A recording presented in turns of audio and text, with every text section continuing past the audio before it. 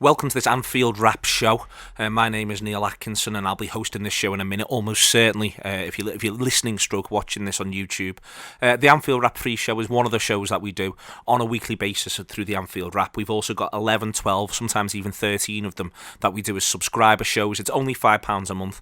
If you like this sort of thing and you feel as though you've got the time or the inclination to hear much more jokes, more fun, more tactical analysis, more looks into Liverpool's history, to the background and the culture of Liverpool Football Club, then please click to subscribe at theanfieldwrap.com. £5 a month, as I say, and there's no obligation beyond that first £5 if you just want to have a little listen. We get some great interviews sometimes as well. But before we go any further, before you even go through that process, have a listen to this here. This is us talking about the latest match. It's the Anfield Wrap. Neil Atkinson, Gareth Roberts, Rob Gutmann and Ian Salmon with you for the next, I think, about 75 minutes or so, talking about Liverpool versus Southampton, or more accurately, Southampton versus Liverpool. However, if you don't subscribe, you will have noticed that you've just heard an advert, and there could even be another one coming up, which is all very exciting. If you do subscribe, you won't have heard those adverts, and you also now only need one feed for all your Anfield Wrap shows, which is the Tour Player feed if you're subscribing to Tour Player. If you've been waiting to subscribe until we have another payment option beyond PayPal, well, we think from maybe today, maybe tomorrow, we will have an alternative subscription payment option, trying to make it easier for you. So lastly, on this sort of little bit of housekeeping at the top, there's been a bit of messing about recently sorting all this out. So thank you very much for your patience. But we think we're sort of at the bottom of sorting out how we do X, Y and Z.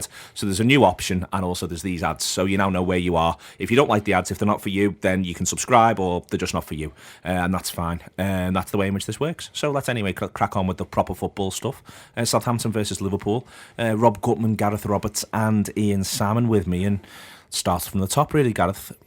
It can feel like it's points dropped, all that sort of stuff. What are your initial feelings on the game? Thought Liverpool played well, dominated the game, controlled the game.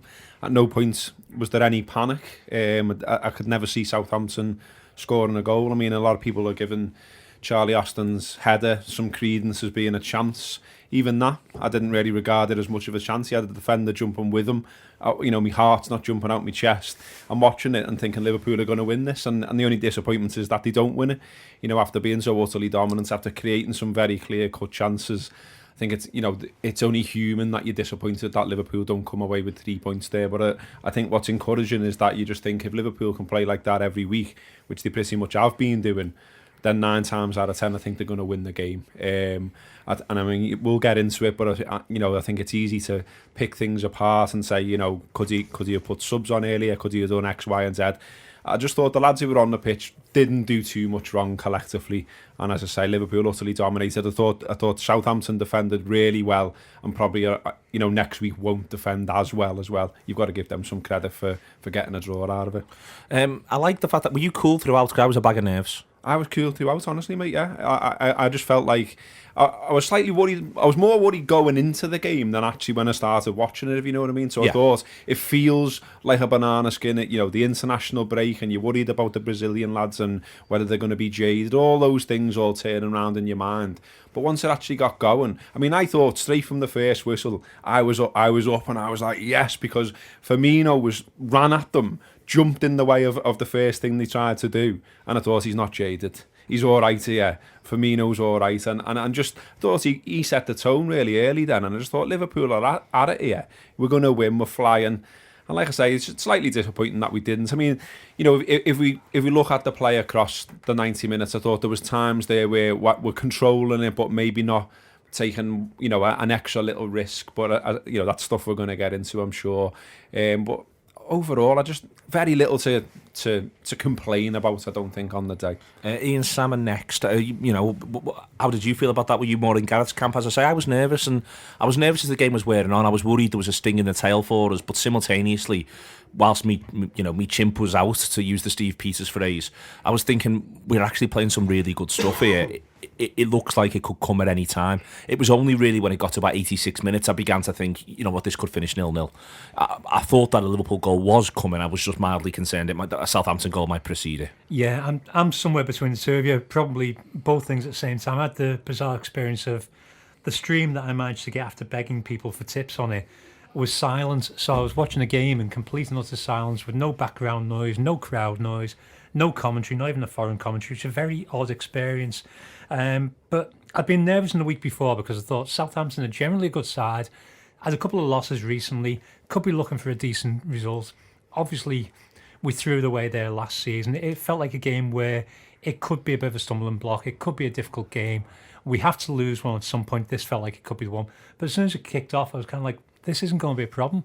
And first half, I thought the way we battled in the first half to actually win the right to play in the first half, I thought we were brilliant. I thought our closing was sharp, and it's been the last few weeks. It's been sharp, but I thought the closing that we were doing on each player that had the ball was absolutely magnificent. But I do feel, as Gareth said, you wouldn't be human if you didn't think it was drop points.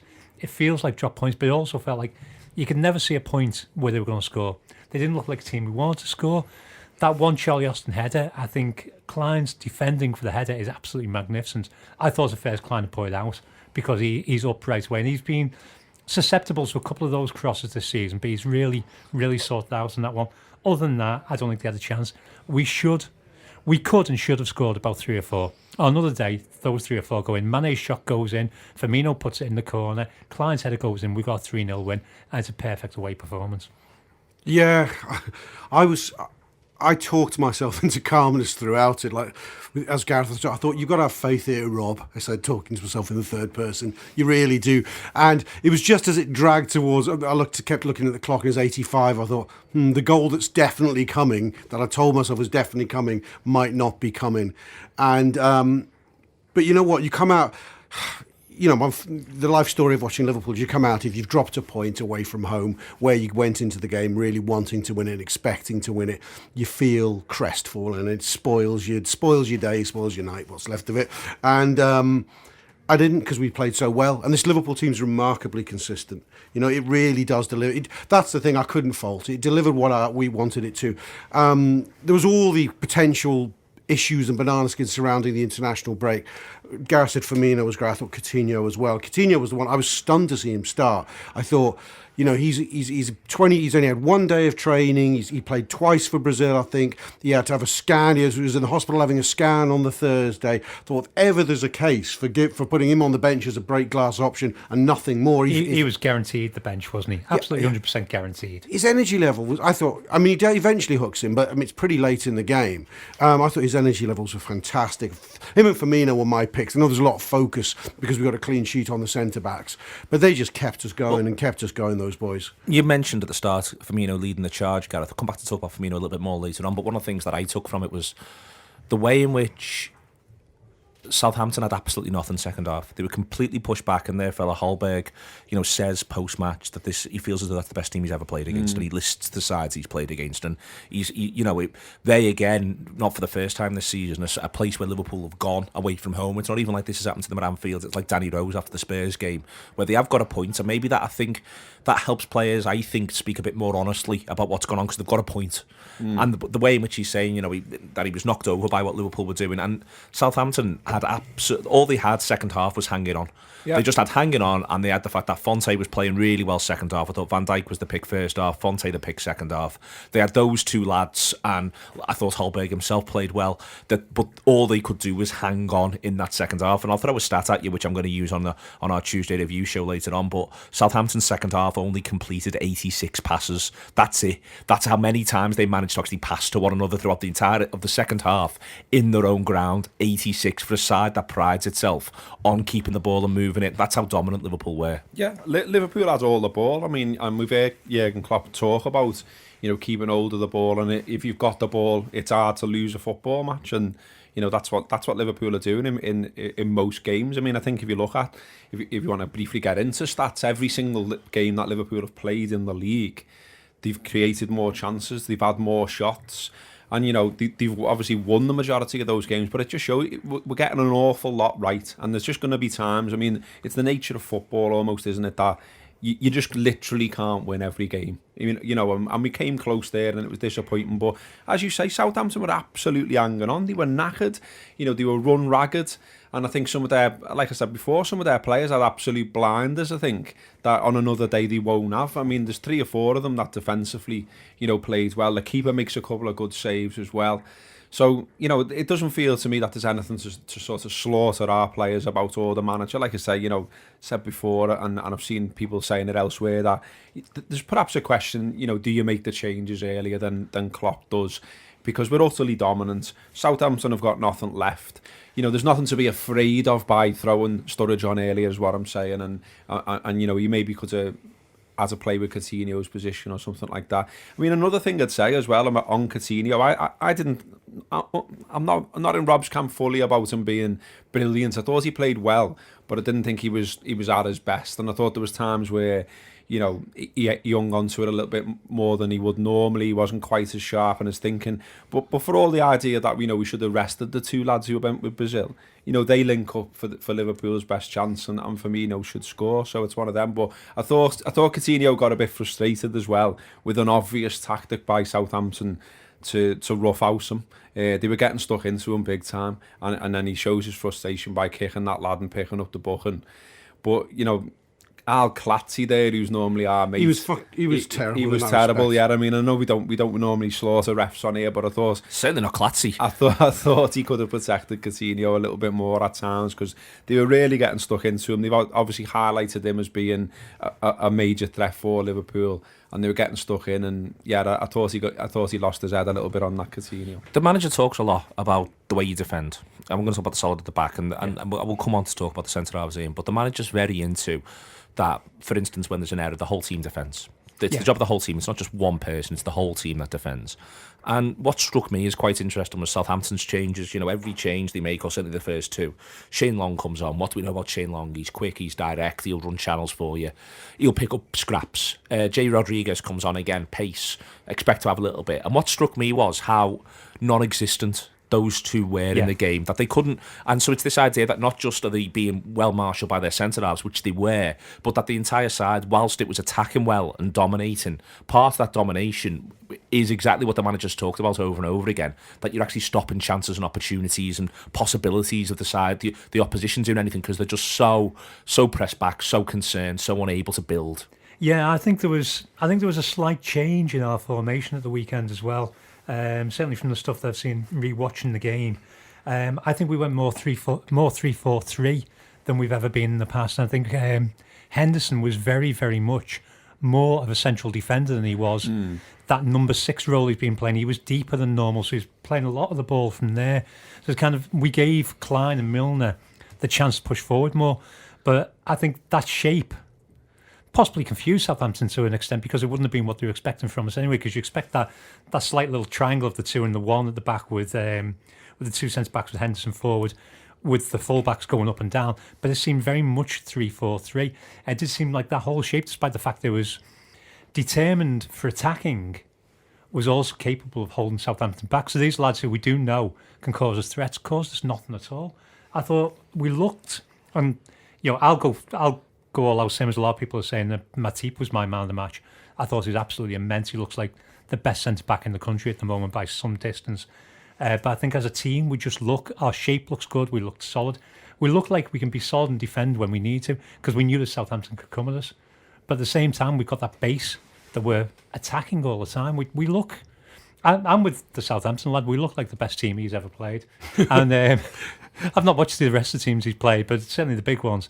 We look fantastic. But it's worth saying here as well that they're a decent side. They're a good side. I think that's, you know, they're a decent side in the Premier League, and Liverpool will go to the crap sides, and we've said it before on here that, you know, they're the side. You've got to put the crap sides to bed. You've got to bury them, and playing like that, Liverpool will bury most teams in the league.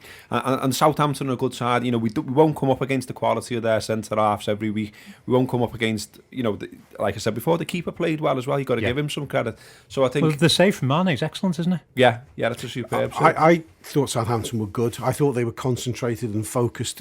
You come off the pitch of their manager, you go, do you know what, we had a job to do. As Neil said, they were up against it. Maybe their legs were going, but I tell you what, they never looked like they were going to let up in their concentration. And the fact that we scythed through them from nowhere in the second half at times, that just showed our level. They must have been stunned by that. They were, from what I could see, they weren't at fault for any of the chances. It was just our play was just too quick at certain times. Yeah, they didn't make mistakes. No, we just went up. Yes, exactly the right word. I don't think they make a mistake. Probably they do, but by the ordinary course of events, they weren't going to make a mistake. There was never going to be a soft goal for us in that game. Not in a month of Sundays. I thought they were tremendous. I think. Sorry, go on. I think one of the things that the weekend shows us is, like the Man United team, the Man United game, is going to take a very good team with a very good back line, marshalled very well to stop us breaking down. It's not a case that teams can park the bus against us anymore. It's going to take very good defenders to park the bus against us. Your average workaday lads aren't going to be able to do it, because it took those two. There's that fantastic last second tackle by Van Dijk in, I think it was the first half, and there's the equally fantastic, the block on Coutinho that makes Coutinho skew the ball wide, which I think was second half, by Fonte. And they're both absolutely brilliant pieces of defending. You couldn't ask for a better piece of defending than either of those. What I thought, though, and I was just going to say then, was I just thought Liverpool plays well, but that absolute amazing zip they've had in the play in fairly recent weeks, where you've just gone, how do you live with that? I thought that wasn't always there. So, why do you think it wasn't? Well, I mean, who knows? There's 100 reasons, isn't there? I mean, there's the international break, there's the conditions, there's all these things. But I thought the chance that Mane has, where it's turned on by Wijnaldum and then he shoots, that was a Liverpool move of recent times. You know what I mean? They moved it really quick, bang, bang, bang, moved it on. Mane has the shot, and that was one of the ones where I thought, well, there's no living with that. You can't defend against that. And I felt first half there was times where there was little bits of indecision when they got to the edge of the box. There was, the final ball wasn't quite there. Maybe the thinking wasn't as sharp as it should be. Because that's another thing you've got to take into consideration. I mean, I think everyone thinks about physically what going all over the world on planes does to you and everything else, but it's going to reduce your mental sharpness as well, I think. And also your preparation's gone, because Coutinho obviously had that one day of training, and you've got to prepare all week. And if we have, as I think we had, changed the shape a touch for that game, then you've not had a great deal of time to embed that idea into their heads. So you might be playing a little bit differently, and they're not necessarily as connected as they were. You obviously had Lallana's come out of the side as well. And you've been playing with other lads for the last fortnight. Yeah, I'm not sure we lacked sharp. I think, look, God help them if we hadn't been round the world. Yeah, because there has to have been something more in the tank. But I feel that, I've seen on the agenda, was it a game of two halves? My feeling in the ground was, you could see Southampton's energy levels in that first half, that the first half was all about control, not letting them have their home side flurry, and maybe we scored before half time, but that was a game we were always going to go out and win in the second half. It just felt like that. We had to win the first half war, and I felt we did. I mean, by the end of the first half, we're beginning to create chances. They're not creating anything. I think I think for me there's a noticeable. I think the game starts, first 10 Liverpool are on top, 10 to about 35. Southampton, it's a 50-50 contest. 35 to 45, and then 45 to 90. It's all Liverpool. Of course, they've gone.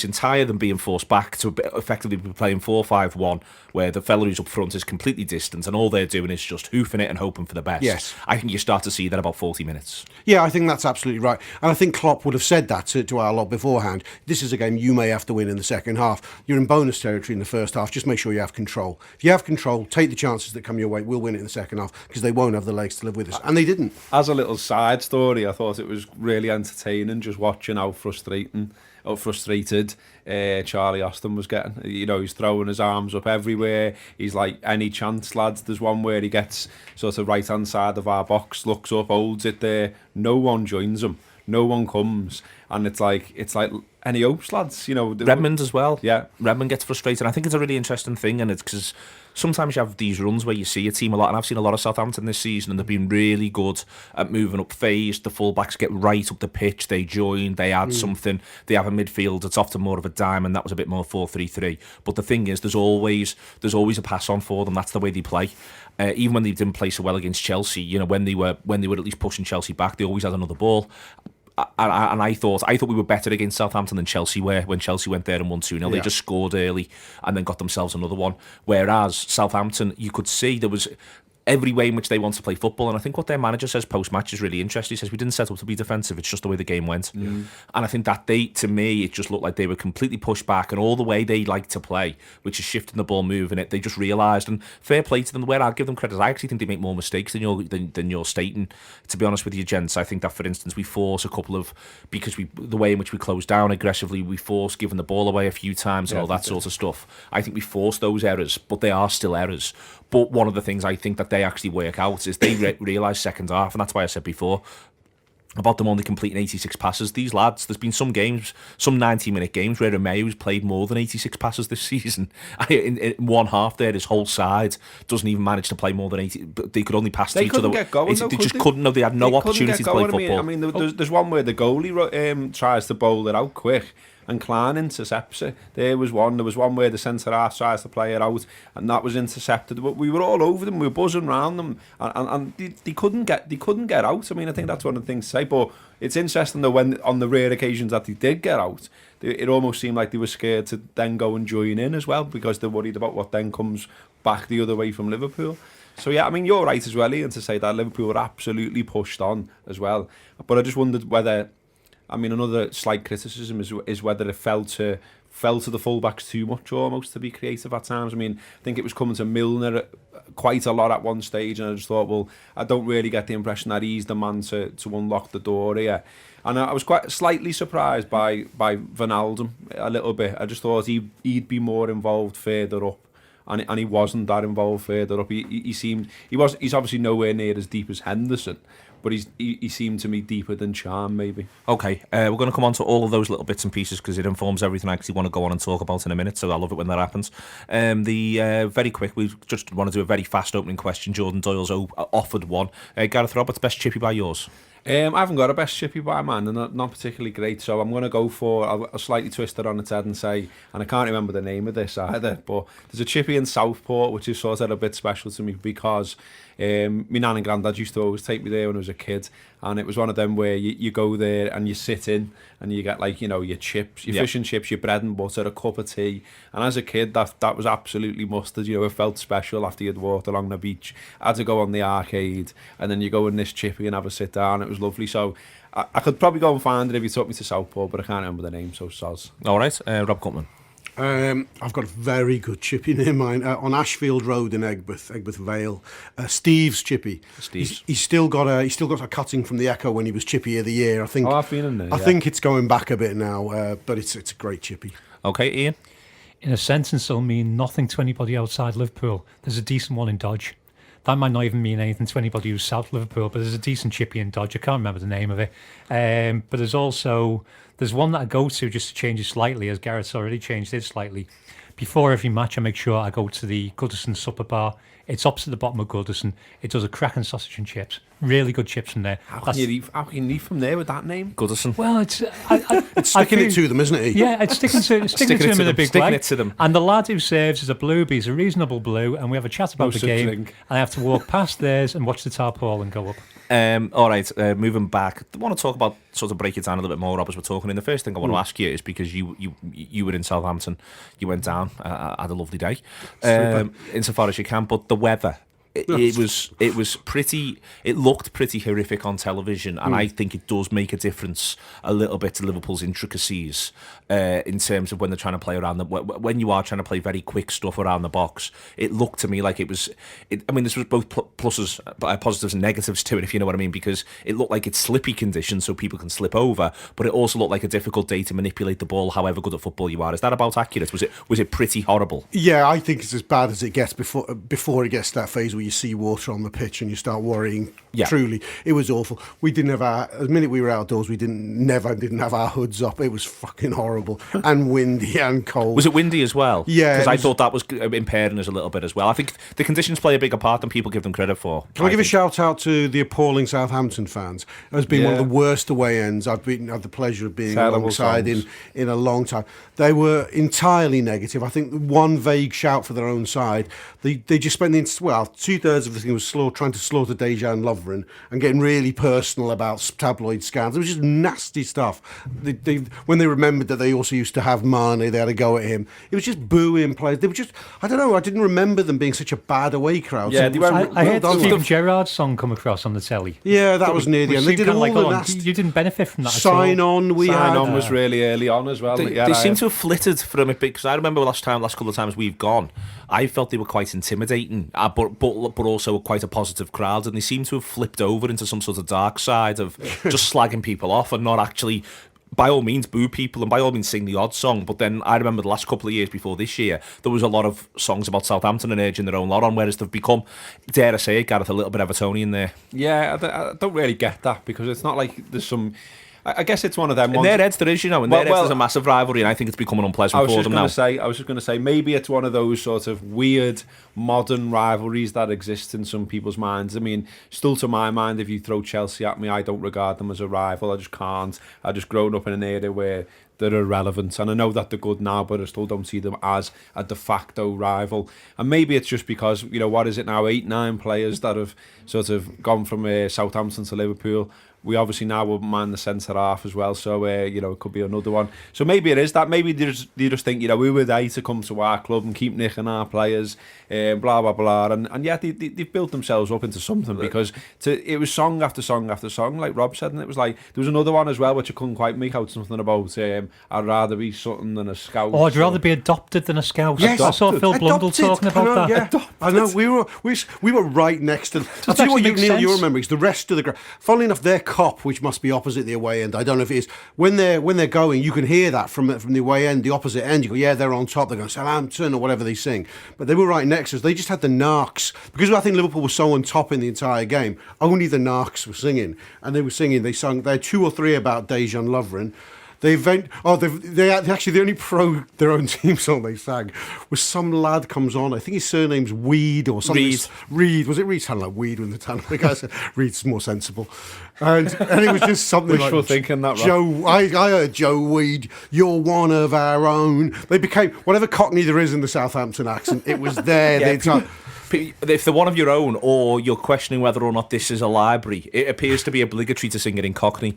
Yes. All right, moving away from them, let's instead sort of get back into the bits and pieces of the game that we want to talk about, Gareth. And I think this is back to the question. And you said Wijnaldum before, and I'm intrigued because I felt both Wijnaldum and Chan, neither of them were doing enough of what they've been doing recently, in terms of the arrival third man run. Yeah. If you're Chan, in terms of linking it up a little bit more. If you're Wijnaldum, I think that I struggle a little bit, and this is where, if I am going to sort of question the change, one of the reasons why I wonder if the change can actually come sooner, of Sturridge coming on for he came on for Chan in the end, didn't he? What isn't necessarily even about the fact that we're on top. It's more that neither Wijnaldum nor Chan were as influential as you'd maybe like, and that's hard to say when Liverpool is so dominant. They must both have been playing well, because you can't dominate a football match like we did that second half and carry passengers. But it just felt to me like neither of them was truly making a mark on the game. I could see what Henderson was doing, I could see what Coutinho was doing, but I couldn't see what the two of them were doing. If you've got one lad like that, it's likely to be you're missing it. If you've got two of them, it's possible that neither are quite contributing enough. Is that fair? But yeah, I think so. I think both, to me, felt more that they were providing function rather than sparkle, if you know what I mean. So, I mean, I think Chan had some little goes. He did those, those tank-like runs that he gets on, where he just, it's almost like in his head he goes, oh, fuck this, and just runs at them. And he tried to do a couple of them, tried to make things happen that way.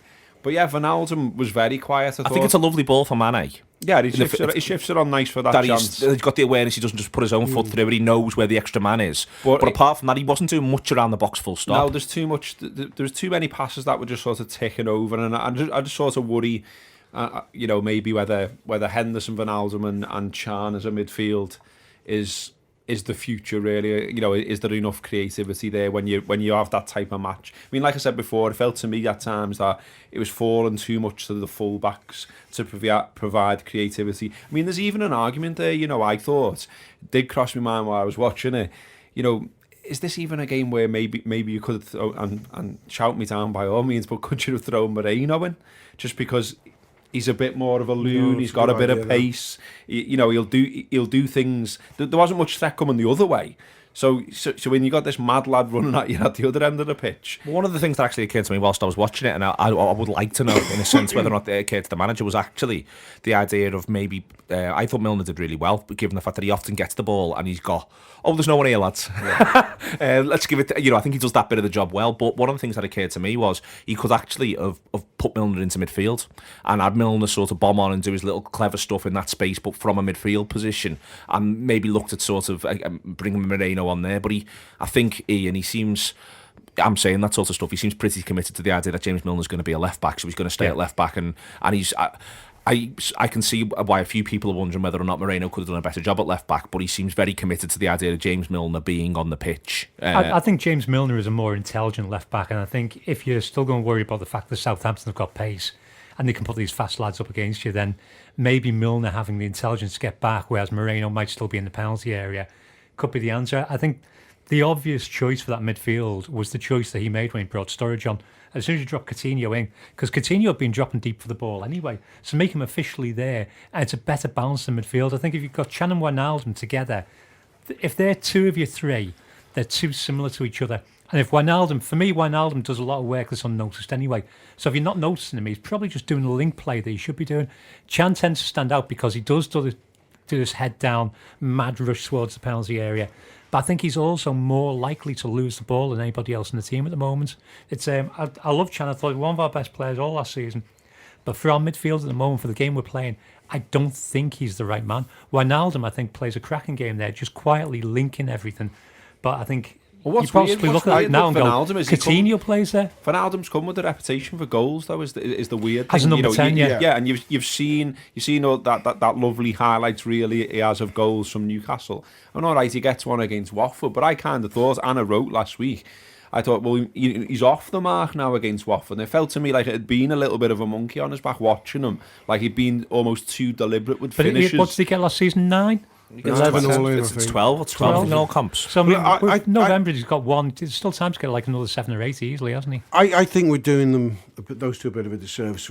I thought, well, particularly Wijnaldum, because I thought he was in their faces. I thought his pressing was fantastic. I was watching him quite closely in periods. Tends to be part of a two-man press, didn't he? Yeah, he did. I thought he was strong. He was solid. He was moving the ball on. I actually thought it was better than one of his ticking over displays that he often does, where people have, I think it's become a little bit fashionable to go, we've won, we've played great, what did Wijnaldum do? I can't remember. He must have been brilliant too, and it must have been this understated stuff, right? And I know sometimes it is, but I actually thought he was more proactive. I think he was probably, the way we're playing in a 3, no one's out on line. You've got Henderson deepest, then early in the season, Wijnaldum maybe 15 yards ahead of him, and then Lallana at an angle, another 20 yards ahead. So this is, you draw a funny sort of star configuration, constellation configuration based on it. And if he was repeating that trick to a degree, Henderson was deepest. Wijnaldum, Wijnaldum was more in the Lallana role. I don't know.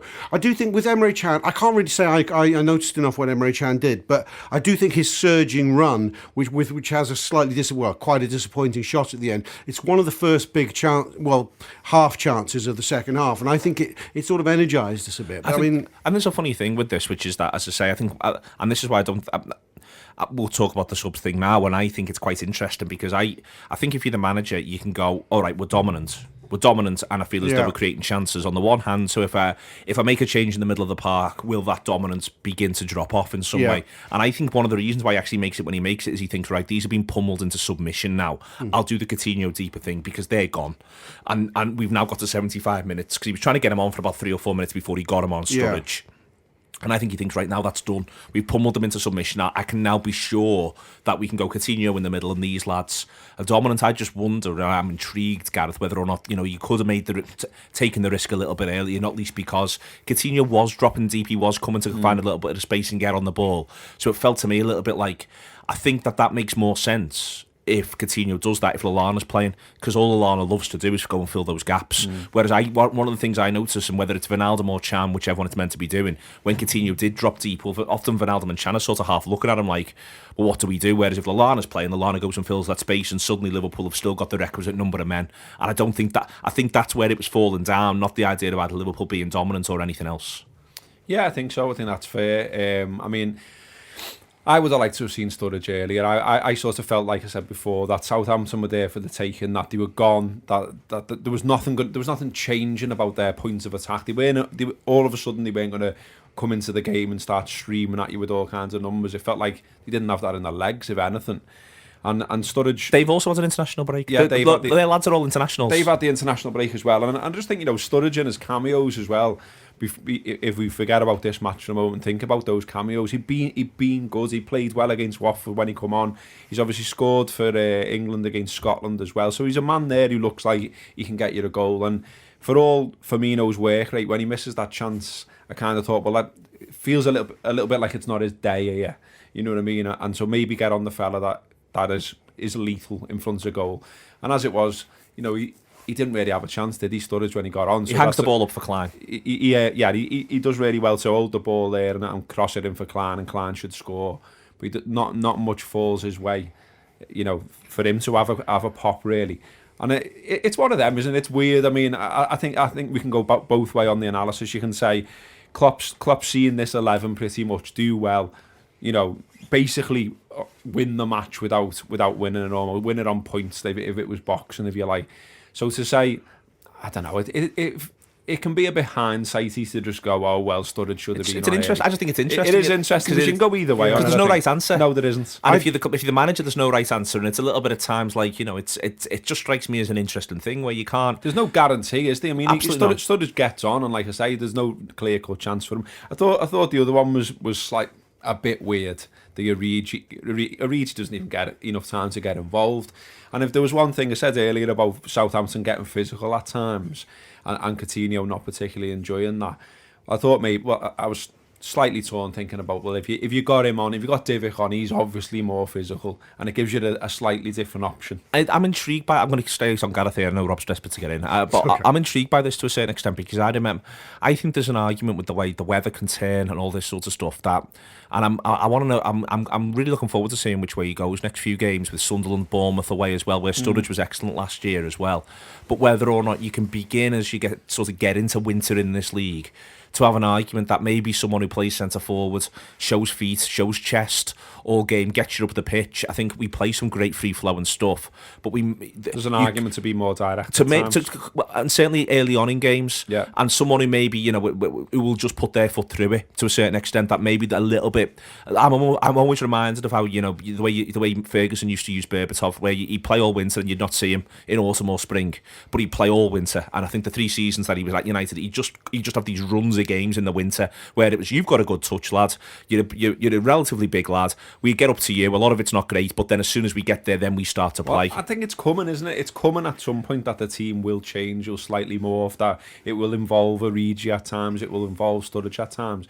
And if there's one thing I'm slightly not concerned, but I'm just wondering about more. It's all like you wonder. When does he start to edge towards that? So I mean, this weekend, for instance, Sunderland, does Sturridge get in there? Then where's he getting his game time to have him ready, for instance, for when Mane goes away to the African nations, that sort of thing? I almost think you've got to start building towards alternative options, ready for that, rather than just going, I'm just going to keep picking these lads, and then when that happens, all of a sudden someone's just parachuted in and they're expected to pick up where he's left off, because football doesn't tend to work like that. You know, it feels like you've got to build on partnerships, get understandings. So where do we get this understanding with Sturridge or with Origi if they're never ever getting on the pitch? Yeah, it's interesting. I think did Rodgers do this? I don't know. He's slavishly sticking to a proven formula here, Jurgen. As I said, I was stunned with the team selection. I thought he'd shake it up. I thought he'd go. He's shown in the past an aptitude for sort of maybe cherishing sharpness. He'd want sharpness. He'd make those changes, but he wanted that side together. He wanted that front three together, and he wanted as close to his normal three behind them as possible. Normally, if we're not getting the breakthrough, I'm panicking and I want the change. And, you know, judged by my own anxiety, I didn't want the change. I didn't want it to come because I couldn't see who you took off without actually messing it all up a bit. When eventually Sturridge comes on for Chan, I just thought, okay, it felt to me like, fuck it, let's just gamble now. Let's put another lad who can put it in the back of the net. It doesn't really matter what he does to our shape. And I think the Coutinho thing at the end with Origi is part of the same process, albeit a bit too late. And given this sort of growing, I think, sort of conviction that he's got this, this alchemy correct with Mane, Firmino and Coutinho and the three behind them, I don't think he's lightly just going to go, I'll tell you what, because earlier in the seasons he maybe did, well, he was forced to slightly with Sturridge coming in against Leicester. I just don't think he's likely to do what you're asking, and you're probably right, but I don't think it's going to happen. And I think I think maybe the good thing is we've got enough options that some lads are going to be able to come in and do it, and some lads are going to come in and not do it. And this is why we've got Origi and Sturridge, because one of them will just hit the ground running and one won't. By the way, it's Mane who comes off for Origi, not Coutinho. He keeps Coutinho on till the end. Right. We keep saying, no, everyone said it. I've said it as well. Everyone said it. I just thought I'd double check. Ian? Yeah, I think he's very much a believer in the system, isn't he? And he's a believer in his players. yeah, I think that's an important thing. He's a permanent optimist. We said this about the final last season, where he keeps that shape going because he believes the lads that are on the pitch are good enough to do the job for him, and they will do the job. And he clearly backs his players at all times. I personally thought, during the game, I want to see Sturridge earlier. I thought maybe 60 minutes would have been the time for Sturridge. With hindsight, 60 minutes and then 80 minutes for Origi would be the right time, and we probably would have forced a goal at that point. But he is going to keep going with the system as long as he can. And as you said, he clearly wants to have that front three because that front three works, and he wants, as near as damn it, the three behind him that he normally has. And I think the time that we see the others, we see them in the League Cup initially. That's the time where we're obviously going to see Sturridge and Origi start together against Leeds. That's almost like a completely different team, though, isn't Yeah. it? Because what I'm talking about is sort of integrating them How to slowly. integrate into the team that we've got at Whereas, the moment. your League Cup teams, it's a completely different It's gonna be a 11. second team. You'll see Trent Alexander back in and all We'll the rest see of it. Mignolet play. We'll Yeah. see Kev Stewart again. We'll see Lucas, possibly even see Grujic. But I think that's where he's remember going him. to test him. I think that's where you play your game and play yourself into the first team that way. But it does.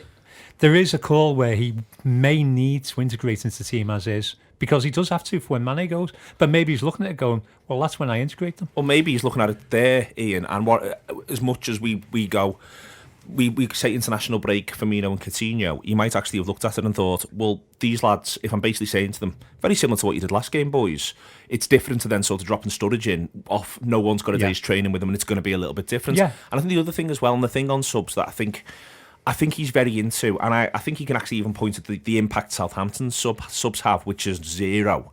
I think he's very into, there's a pace to the game. These lads have set the pace, they've got the pace, they understand the way in which this game's working. I think he's quite intuitive like that. I think that's what he thinks, that footballers feel a game, because he does. And I think I understand, therefore, that why sometimes I think he's thinking, well, they're doing this already, and they're doing this to a pretty good level. Let's keep them doing it to a pretty good level. Even if, I could toss a coin, but it could be that whoever I bring on, and Origi's not been a good sub this season at times. He's been brilliant at times when he's started. But he was very poor at the beginning of the season. As when he was coming off the bench. So I wondered if he's sort of thinking, well, I don't want to throw the dice here, because I'm actually quite happy with what I can see, and I know some of these lads can find it hard. I think Sturridge is an interesting one in that, because he's almost so good, and also he has played really well as a sub, that maybe he could do it a little bit earlier. But I understand why, and again, I'm going to be honest, I think the conditions play a part. I think that again is in his head. These lads now understand the way this football's moving, they understand the way in which this pitch is working, the way the wind's working. All this sort of stuff is the stuff he's thinking about. Probably as well. Much more so than we think he is. Does that then possibly call for him bringing them on earlier so they've got time to adapt rather than bring them on 74? But if he thinks it's working on 60, and he thinks there's a goal coming, which I think all of us around the table, if you'd have said to us, is a goal coming on 60 in the next 15, we'd have all said yes. Probably as well, he doesn't have to save legs, so if you know what I mean. So as soon as he's decided to start them, and he's had the sports scientists and everyone else look at them, because he did sort of hint at that at the end of last week, that he would be looking at them and seeing what kind of condition they were in. So someone somewhere said they tick a box to find they can start. I think he's probably also got in his mind, well, we've got 7 days here. The next game is 3 p.m. Saturday, Sunderland. There's a full week of recovery there, so it's all right. Do you know what I mean? Play on adrenaline, lads. Don't worry about tomorrow. I thought was interesting with Sturridge when he came on, and you could see the problem he's got with Daniel. And Sturridge made some comments in the week after in his interview on international duty, and it was sort of a criticism of the England system, but I thought he was extending his criticism of his managers, in plural at the moment. He was saying, look, I think he was commenting on his England goal where he scores ahead. He goes, look, at the end of the day, if you want me to score goals, play me in the box. I've got to be between the sticks. Yeah. Now, when he comes on, I notice a lot of the times he's dropping deep, he's going wide. Against Southampton, he's dropping deep, going wide. What he's been told to do is replicate what Firmino, Mane and Coutinho do. You cannot be static. You can't say you're the focal point. You can't say you're wide. You can't say you're everything. That's it. You're part of that carousel we play at the front. And I think he's prepared to do it. I think he actually does a good job at it. But there is a nagging fear that if you miss out on putting in between the sticks, that we're missing out the goal. But there was Possibly, also a case, but I'd say he puts the best ball in that anyone puts in Oh, a he match. does. Yeah, so it's not a clear thing. and he was also dropping deep and dropping wide in his first seasons with us. Yeah. So it's not like it's a new invention he's being forced into. Wide, I wouldn't say deep though in his first years. Wide, but Possibly not as deep, but with Suarez, he was still moving round. There was Basically, I if you think could- it was the Everton game where we played a 4-1-4-1, and him and Suarez were taking turns to be left wing and up front. yes. So that and that was definitely a very orthodox left wing that he was playing as well.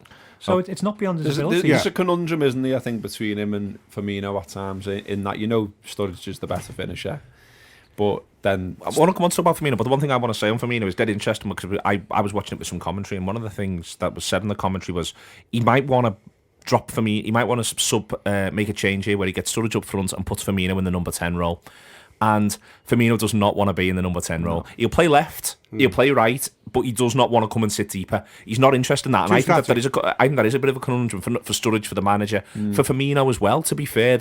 I don't think that the idea that Firmino comes and drops in behind is a solution. I actually think that when we played against Leicester and Sturridge was more central and Firmino was off the left, but they were interchanging, that's what they want to do. But the idea that one comes and sits, which I think sort of happened after Sturridge came on, I think it makes us less fluent. But on Firmino, Gareth, you mentioned at the start that he set the tone, and that's the big thing I took from the first hour. I think up until his miss, where you begin to feel it's not his day, but also he feels it's not his day, and you get the impression he probably plays the last 25 minutes on his own back in his head, that he's missed the opportunity. But I thought that Firmino was... Basically, I thought he was the leader of everything that was good about the team for 65 minutes there. I thought he was excellent. Yeah, same here. And I thought perhaps it made a difference that, he obviously went to Peru, but he didn't actually play, did he? And, he looked fresh, but also he just looked bang up for it. Like I said before, he was, out the traps. He blocked 2 or 3 things within the first 4 or 5 minutes, and you were like, oh, hello, he's on his game here, but... in front of goal, yeah, he probably got on his own back about missing that chance. He should score it. I thought the way he attempts to score it was slightly strange. He sort of went with the outside of his foot, didn't he? And you just thought, well, maybe he could have dinked the keeper there, or I don't know, bit of a could have gone near post. Yeah, just a bit of a strange finish. And also, I think the keeper does something so mad, because I think the keeper's position is crazy, if you know what I mean, because he's come so far out and completely forced himself. He can just kick it past him on one side. But I almost feel like and sometimes it could be a tactic or it could just be bad goalkeeping that's worked, if you know what I mean. But for me, it almost felt like if it had been a bit more conventional.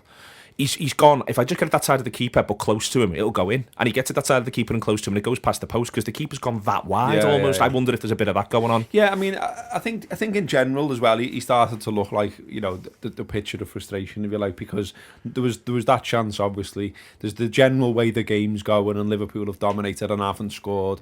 There's the one where he goes through with Van Dijk and doesn't get any kind of decision. I mean, some people, there's arguments over whether it's a penalty or it's outside the box and all that. Either way, there was just no decision. There wasn't a free kick, there wasn't a card, there was just nothing. And I remember, in fairness, Van Dijk was very good there. That was very subtle, that pull. Yeah, he executed it just outside. Yeah, he pulls him. He pulls them, but it's a brilliant pull. If you want your central defenders, it's sort of one of them where it starts in the box. It starts outside, but then it continues in. He lets go and then inside. And Firmino goes down inside and appeals, and he gets nothing. But the referee's quite far back, so I wouldn't really get on his back about the decision. But I've no idea what the line should see it. He should see it. He should give something one way. I don't think it is a good pull because I think the line should see it. I think the line should see it. I thought it was really subtle. No, I think the line should see it because you see his shirt go. I think genuinely the line should see it because not least because he should be looking along the line. It makes me think that actually that was a game of really few set pieces, very few corners, but the ones there were, we had, and they were all really well delivered, I think, bar maybe one. Yeah, really there was one well that took a deflection and went straight through to the keeper, and at first I just thought he'd hit it straight at the keeper and thought, what a bad time to do that. But yeah, you're right, there was one that... There was one that was a free kick and one that was a corner. I think Coutinho takes both of them. Around both. Those are very close, both. Yeah, I mean, they've got to go down as chances almost, haven't they? Yeah. You just think, how don't we get on the end of one of them? Yeah, I mean, I would say, sitting behind that goal, those moments where it's in and you have to then pick up, oh, fuck, it's not in. You don't see that every single game, but when you do, it's a real physical, visceral jolt to your body. That Firmino chance was in, as far as I was concerned. The Klein header was in, and one of those two set pieces were in. I mean, that's how close we came. That's the measure of it, really. It's incredible, really. Okay. On the centre halves then, as we've moved around quite nicely, Matip and Lovren. Ian, I thought they were both very, very impressive in different ways. It looked to me there was a clear tactic, at least from Jordan Henderson. I don't know if Jurgen Klopp's anything to do with it, but first 15 minutes, Jordan Henderson was passing to Lovren. He was absolutely certain he was passing to Lovren at every opportunity. You know what? I didn't even notice that. Almost as if to go, let them boo, mate. Let them boo. It doesn't make any difference to you. Every time he got it, it looked like he was going, you have it back, and then Lovren would give it him back, and he'd go, no, you have it back. Let them do. I thought there was a lot of gnarl there from Henderson, and I think that in general this Liverpool side's got more gnarliness now. Yeah. And it looked as though that was very much helping Lovren. Did you let the Southampton fans get bored? Sorry, Dejan Lovren, he's top of the league. That was fantastic because they slaughtered it. Brilliant song. It's quality that. He grooved because of that. I missed that. Well, that's the problem with watching on a silent stream, isn't it? I missed that completely. I honestly didn't notice how good Lovren was. I thought Matip really stood out, and possibly because of how good he was being. I didn't spot. What I spotted was Lovren did nothing wrong, and after last season where they got in his head so much by half time that we had to bring on Skirtle and lose the match because of it, the fact that he was able to get through that full 90, and looking at it before, you're thinking maybe if his head's not up for it, Lucas might play. The fact that he started him, the fact that he actually kept on the full 90, and the fact that there was no problem at all speaks volumes for the lad. Yeah, same. I mean, I think the thing with Lovren is you go back, and I actually think it's worth exploring. I'm trying to encourage someone somewhere to write a piece on this. Oh, go on. Listeners. Is that he was gone. He was gone as a Liverpool sign, and we paid 20 million quid for him. Completely. And every single Liverpool fan was like, "I've had enough of watching this fella. He's no good. You know, he's trying too hard." And I think that was what most people said about him. That he was coming out, he was trying to win it high up, he was getting caught behind all the time. He made loads of dozy mistakes, and I think most people had written him off as a Liverpool player. He's not going to come good. He's no good. He's out the door, and he's one of the players on the Klopp that's absolutely become a player now that you can rely on. All right, he's still got the odd mistake in him. He's made one this season, and there's still the cabal of weirdos on the internet who want to slaughter Liverpool players all the time, and he's top of the list for them. Great set of lads. But for me, you're seeing a player now. I think you're spot on, Ian, to just say you're not seeing much wrong from him. Okay, he's not out. Like Matip is just Rolls Royce defender. Yeah. Looks absolutely brilliant. Matip's more obvious, isn't he? Yeah, he's more visible. Well, the thing with Matip is that his anticipation's absolutely brilliant. Do you know what? And so he anticipates so much, but then he's able to bring it out, look all smooth and calm and boss and cool. Whereas Lovren does the more, he's sweeping up stuff, then lays it off. He's more of your Pastor Henderson he's more fella. He's more of the hen show to your But hippie. I did notice there was one thing that I did notice about Lovren in the game. He started doing the same thing that Matip does, where all of a sudden he sidled round the man and got his foot in front, which it wasn't previously in his game as far as I saw. But Matip's been doing so much of that this season that it's clearly rubbing off on Lovren because he is anticipating more than he used to. He was really good, Lovren. It's hard to underestimate what a hostile cauldron that was for him. It was really, really nasty. It was incessant. It wasn't just the booing when he touched the ball. It was calling him a cunt. But the stuff, and there was, I'm going to say it again, the stuff about his wife, I mean, that's really down and low. And I know football clubs, crowds do really down low. He's human, he'll remember last time. And you're absolutely right about Henderson did, but it just seemed to focus him. I have to say, I thought whilst, I'll just play one sort of, it's not a negative note, but however well I thought Lovren and Matip played, they weren't tested. There will be more testing days there. Well, on that, I think they weren't, but I think that's partially because of how good all of Liverpool were in terms of dominating. Yeah. But there's also something else here, which is more than arguably anywhere on the pitch, even, for instance, when you've got two forwards. It was Suarez and Sturridge made that clear to us, that more than anywhere else, I think very much you're talking about partnerships. And all of a sudden now you feel as though we've got a partnership. Now, to be fair, I felt at times last season with Lovren and Sacco, we were beginning to get a partnership. You could see the way in which they were interacting with each other post-match. But that, to me, now feels like it's a proper centre-half partnership, that they're both first choice, they're both comfortable in their position. They both know that, yes, Lucas is good, but he's not going to come in ahead of us unless one of us has got a reason not to play. There's an assurance about them, Gareth, and they also look like they're looking after each other. I think that's one of the major things you need if you're playing centre-back, to feel as though the fella next to you is looking after you. Absolutely, and you get used to each other's games. It goes without saying, and if you're chopping and changing all the time in a position so key as that, then you're like, well, what's this fella doing? Does he normally go here, or do I go? What's his pace like? Am I faster than him? You got to work out. Do I need to cover a cross in this foot race, or is he going to be all right? Oh, he's going to be all right. On set pieces, what area is he covering? What area am I covering? All these things only ever come through time, through playing together, through knowing what each other does. And it must be great, to be fair, to be, one of the reasons Matip's getting loads of praise is because he deserves it. And for Lovren, it must be fantastic to be playing alongside him, because he's looking at him going, and that in turn then settles your game, because you're like, well, this fella's a rock. I still don't know about the keeper yet, but he looks like he's getting better, so that's not in my head anymore. I was looking forward to doing the whole show without mentioning the keeper. I mentioned them, soz. For you more than anyone else, mate. For you more than anyone else. Go on, keep going. No, but you know what I mean? It's right, though, isn't it? Again, it's back to human nature. It's back to how brains work. If you're not quite sure about another one of your teammates, then it's going to influence decisions you make at times. When you are sure about them, then you see the benefits of that. Okay, I think that's pretty much covered everything we want to cover. Southampton versus Liverpool. Something else to point out, and towards the end of the show, we've done it a little bit different. So let me know what you think. I haven't done the whole back to front thing. Decided to do it this way instead. So feel free to feedback either at the Anfield Wrap or at Knox_Harrington in terms of the fact we've done a little bit different. And one of the things I want to get back to sort of adding on this show is sort of doing something a little issue orientated, only briefly, but towards the end of matches and. So at the end of the discussion, certainly if we've got the time, I think we're going to end up doing about 75 minutes here, but these gentlemen, they're very relaxed. And Gareth, the Rugby League match at Anfield, and it seems like everyone had a lovely time, and, broadly speaking, if the pitch can handle it, I've got no problem with all this sort of stuff. There's just this absolutely crazy double standard that beer can be had in seats at Rugby League matches at Anfield and can't be had at football matches, and by all means have conversations about whether or not it should be in bottles or that sort of stuff, but why on earth you can't have a plastic pint glass with ale in, which I, by the way, probably wouldn't want. So this isn't, I think I quite like the period of time without a drink at a football match, but the idea, the respite, the long day, the rest, just that recovery, 105 minutes in the middle there. But I'm not one who rushes down at half time at home. I'm away from home sometimes, but I don't rush down at half time at home to go and get a pint in. I'm as likely to buy a bottle of water as buy anything.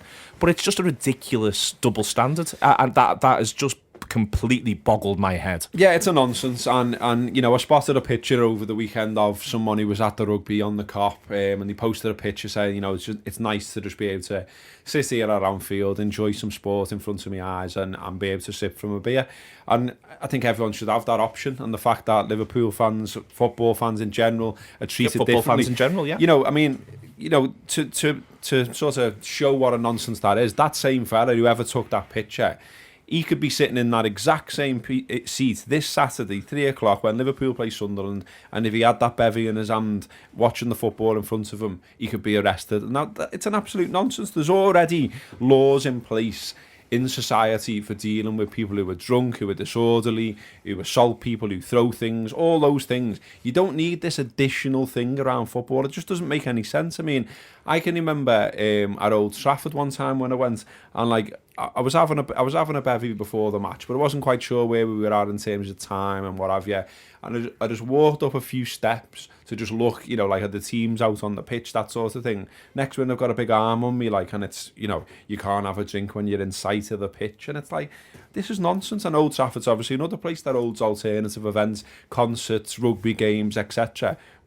And you wouldn't get that grip on your arm in that situation. But what's surprising for me as well is I put this picture on both Twitter and on our Facebook and said, this is a nonsense. Here's a fella at Anfield enjoying a pint watching the rugby at Anfield. What a nonsense that you can't do that at the football. I got loads of responses back, some of them from Liverpool fans, saying, no, that's right. And it's like, well, why is it right? Why do you think badly of your fellow football fan? And why are you happy to generalise about thousands and thousands of people about how they behave around football matches? I'm quite surprised by that reaction, to be honest, and I'm going to try and write something about it later tonight. I think it all comes. It's part and parcel of the same issue in a way, or a linked issue to the safe standing one. It's football. Society was scarred by how football behaved in the 80s, and when it changed things by having all-seater stadiums and banning booze at your seat. Although I think it had done that relatively early in the 80s. I think it thought it had found, and then hooliganism went. That issue had gone. I think it found some magic formula wider football, and it's just terrified of messing with that formula. I don't think it recognises that this is not the same group of people. They're not the same society that it was then. They can can start again. They can think about it with fresh perspectives and fresh eyes. And you're absolutely 100% right. It's nuts and it's insulting. I wouldn't mind. We have incredible security facilities these days. They have so much CCTV around football grounds. You'd only have to take one drunken disorderly incident from any individual and say, well, you're banned from the game and we can pick you up. So people aren't going to misbehave. It doesn't mean that you can drink any more excessively in particular, because you can drink before the game, you can drink at half time. So how many pints are you going to be able to get in while the football's taking place? That's going to mean you're all of a sudden a lot more I think drunk it's 2 than you would pints. be The anyway. most you could actually manage to conceivably do while still watch at least 30 minutes of the football game is a pint in each half. That's what I think. Unless it's the idea that people are carrying up like 3 for themselves to go right the way through, and that's a separate conversation. So then just have a sensible limit around that and just say, 1 pint per person or whatever. I mean, and then I've seen people talking about, oh well, if people are allowed bottles, well that's almost a different conversation. But even then, the fact that some alcohol could become a missile. Well, a cup of tea can be a missile, and it's red hot. So you know what I mean? It doesn't make a lot of sense, and I don't see a good argument against it. I mean, I was going backwards and forwards with someone last night, and he was saying, well, what about the tribalism that exists within football? And I was like, well, tribalism exists in football all around the world, yet you can have a drink there in your seat. So in Germany, Dortmund and Schalke absolutely hate each other. They burn things down. We spoke to some of the fans when we were out there. Drinking the ground. The tribal about it, don't get them wrong, but you can go and have a drink in the ground. Well, also, the fact is, people cram their boozing in before they get in the ground. Because they crowd it in half time. Lads going to the bar think, the anxiety of going to the bar half time and thinking, I only want one drink, but fuck me, I'll never see a drink. I want, maybe I'll just buy the two. It's silly. It creates panic. The amount of small wines you buy, Rob. Oh, it goes, doesn't it? It creates panic around alcohol. Whereas it could be a bit more. It just needs to be relaxed. And there's no way you increase drunkenness by allowing it to happen at the seat. But it's the fact as well that football's singled out. Sorry, Ian, I'll let you get a word in. I might not even have a point. I'm massively on my horse about this, as you can probably tell. Football is singled out. But football's singled out. So lads who are going on a stag do for a weekend can get in a minibus or on a train or on a bus, and they can have a bevy while they're going wherever they're going. But if you're travelling to football, you can be arrested for the very same thing, and that's another aspect of the same act, and it's absolute nonsense. Any issues with drinking are societal issues rather than football issues. Yeah. You can get violence anywhere at all. There is, and this doesn't get mentioned very often on the Anfield Wrap, there was a lad from Strictly Come Dancing. One of the dancers went out on Saturday night. Keep talking, aye. After the ad, you might not have seen this in the papers this morning, after they had Strictly in Blackpool on Saturday night, because they have it in Blackpool once a year because it's the home of ballroom dancing, one of the dancers went out, he had 2 teeth put through because somebody attacked him. Now that's alcohol-based. That's clearly alcohol-based. In Blackpool City Centre? In Blackpool City Centre. Those because guys. Blackpool is the home of stag do's. Smack. So you're going to have people out there who are utterly twatted. Now, if you're the match... Ban marriage. Ban marriage, ban ballroom dancing. Both of them. They're both clearly dangerous. But if you're at the match and you've been drinking beforehand, if you start drinking as soon as the pub's open, you've got to the match with 5 minutes to spare, you've lobbed another bottle down your neck before you kick off. You sit there for 45 minutes. Have a couple of half time, sit there another 45 minutes. You're more likely for the alcohol to go to you quickly because you've crammed it down very quickly rather than if you measure your drinking. One of the best things, we were talking the other day about the Belfast trip that you went on, where all the clubs close at the same time, everybody comes out and you have kickoffs like we used to have. Whereas if you extend your licensing hours, people drink in a more reasoned, measured manner, they come out at staggered times, they don't kick off. If you extend drinking to being able to drink inside the pitch, it's not going to be a problem. It's not a problem. Alcohol is not a problem at football grounds. I think there's a great irony to be made about the fact that we had the end of hooliganism towards the end of the 80s, basically when everybody who stood on the terrace was doing it. And that was what killed hooliganism more than anything else. Hooliganism ended because everybody was so loved up on ecstasy. And it's a very definite, why are they bothered about alcohol on the pitch? Alcohol in the ground. Within sight of the pitch. Within sight of the pitch. It doesn't affect anyone because Players drinking through the game. Players drinking through the game would be bad, although possibly entertaining. Sorry, go on. But it just sort of feeds a stereotype, though, doesn't it? You're right. That football fans remain a problem. It's the last prejudice that it's a middle-class game, though. Well, but it is nonsense. It is a prejudice of sorts. Because this is my area of special interest, my hobby. Do it to the fucking train spotters. Give them a hard time. Why us? But another one that people have been coming back with is, if you go to the rugby, it's a completely different atmosphere. There's been violence around rugby. There's dickheads who go to rugby. At yesterday's rugby, you had to walk 30 yards to see the lad sitting next to you, didn't you? Because there was no bugger there. It's a load of crap.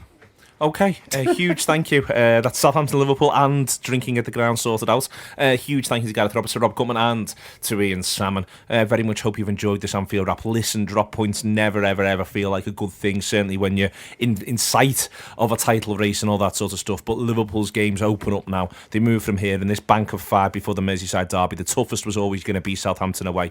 And Liverpool basically played them off the park. As Gareth Roberts said, if it'd been a boxing match, Liverpool would have won on points, but there'll be more points on the board after Liverpool face Sunderland next week. Back to 3s, please, lads.